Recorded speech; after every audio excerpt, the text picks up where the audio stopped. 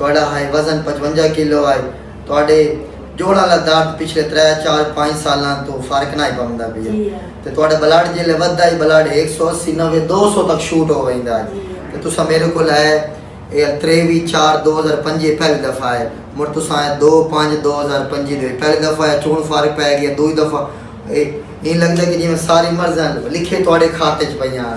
ਤੁਹਾਡੇ ਵੇਖੋ चलो शुक्र है करो कि जी शुगर वाले थोड़ी 4 पॉइंट थोड़ी ज़्यादा आई है बाकी थोड़ी शुगर नॉर्मल 160 तक होती थोड़ी 164 ते आई थोड़ी HB बहुत ज़्यादा आ रही है उसे HB दे ज़्यादा आवन की वजह तो ये नुकसान होया ना कि थोड़ी शरियाना वाले पास जो है ना वो थोड़ी शरियाना का थोड़ा साइज घट होता है उसका मतलब उसका नुकसान है जिमें होंगे ना जिमें पैप होता है ना या अगर पैप का जितना पिछो मोटर तेज़ चल रही हो अगर मोटर चल रही हो पैप का जितना साइज वधसी उतना ज़्यादा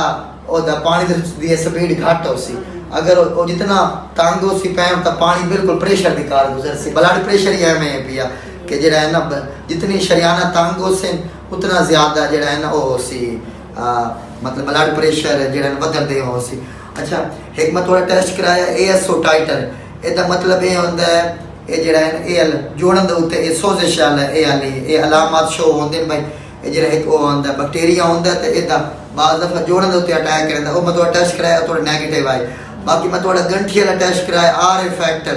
ਉਹ ਤੁਹਾਡਾ ਪੋਜ਼ਿਟਿਵ ਆ ਰਿਹਾ ਉਹ ਤੋਂ ਰਹੀ ਸਹੀ ਕਸਰ ਯੂਰਿਕ ਐਸਿਡ ਪੂਰੀ ਕਰ ਛੋੜੀ ਯੂਰਿਕ ਐਸਿਡ ਤੁਹਾਡਾ 5 ਤੱਕ ਠੀਕ ਹੁੰਦਾ ਤੇ ਇਹ ਤੁਹਾਡਾ 7 ਤੇ ਗਿਆ ਉਹ ਵੀ ਜੋੜਾਂ ਵਾਲੇ ਮਸਲਾ ਹੈ ਉਹ ਤੋਂ ਮੈਂ ਤੁਹਾਡਾ ਗੁਰਦੇ ਦਾ ਟੈਸਟ ਕਰਾਇਆ ਹੈ ਉਹ ਗੁਰਦੇ ਵਾਲੇ ਪਾਸੇ ਇਹ ਚੈੱਕ ਕਰਨਾ ਹੈ ਕਿ ਜੇ ਤੁਹਾਡਾ ਇਤਨਾ ਬਲੱਡ ਪ੍ਰੈਸ਼ਰ ਵੱਧਦਾ ਹੈ ਭਾਈ बाज़ दफ़ा गुर्दे की जाली के उत्ते असर पौंदा पिया होंदा नमक बाहर नहीं निकल पाउंदा यूरिया क्रिएटिनिन जेड़ा होंदा ओदे ज़्यादा होने की वजह तो ब्लड दे विच जेड़ा है ब्लड प्रेशर वध नहीं होंदा गुर्दे दे फॉल्ट की वजह तो वो थोड़े गुर्दे बिल्कुल ठीक है उतो मैं थोड़ा चर्बी का टेस्ट कराया है चर्बी थोड़ी बिल्कुल मतलब काफ़ी ज़्यादा है मैं थोड़ा खून पतले का इलाज किया गंठिया का इलाज कर रही हूँ यूरिक एसिड का नाल ज़हनी टेंशन का नाल असाबी कमजोरी दा सब तो सेफ ड्रग ही है पे ना गंठिया वास्ते ये हफ्ते बाद एक गोली खानी होती है 3 तो 4 महीने खानी होती है गंठिया वाली मर्ज मतलब क्लियर हो जाती है ते हुन माने दसो कि 10 हिस्से जो कितने हिस्से बेहतर है कितना मुतमैन हो तुसा इलाज नाल इतने दवा नाल इलाज नाल इने ना भाई चेता बिसर वंदा है 2 दिन 3 दिन ना हो वंदा करीबन मेरे लगा वंदा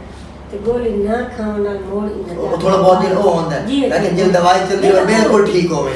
असल दी खैर है ना वजन हुन को जहुला होंदा पिया कोई नहीं होंदा जी शुक्र है राजी हो कोई ना अल्हम्दुलिल्लाह दाल में जो 6 7 आने मतलब इससे बेहतरी है पे ए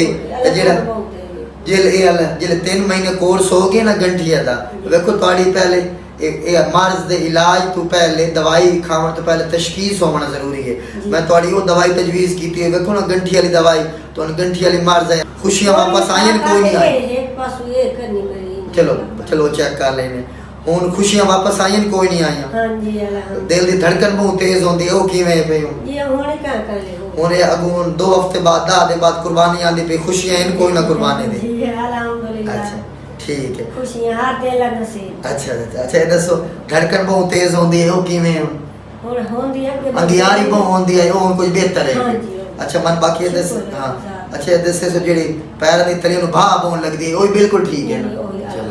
अखी दी नजर कमजोर होंदी पे वो किवें हुन मैं आईना के लगाई है तो बहुत वो तोड़ी जे ट्यूबां कमजोर होंदी ना वो अखी वाली वेना बंद होंदी ट्यूबां बंद होंदी हैं तां करके ओ तो तोड़ी में दवाई लिखी हुई वो बेहतर होवे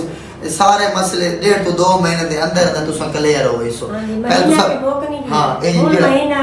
महीना दवाई चल सी 2 to 3 महीने दे अंदर सारी मर्ज क्लियर हो सी तू बात हो गया मुहर्रम अच्छा मुहर्रम दा सारा महीना खासो हां ठीक हो इसे बिल्कुल ते मैं तोड़ा ए जरा गंठी वाला टेस्ट मैं तोड़ा 3 महीने बाद करवेसा ठीक है ते ऐसे मैं तोड़ा एक दफा मान जरा हवाला है ना बाज़ दफा गंठी वाली दवाई का एक नुकसान है ये होंदा कि थोड़ी शुगर वधाईंदी है ठीक है जिवें टैबलेट है कि थोड़ी मैं तोड़ा एक दफा एक छोटे ये टेस्ट मैं थोड़ा शुगर का टेस्ट कराई सके शुगर 160 तो ज्यादा ही आके वादे पे ठीक है अच्छा बाकी ये दसे सो चोकड़ तरीके कितना फदी वेंदा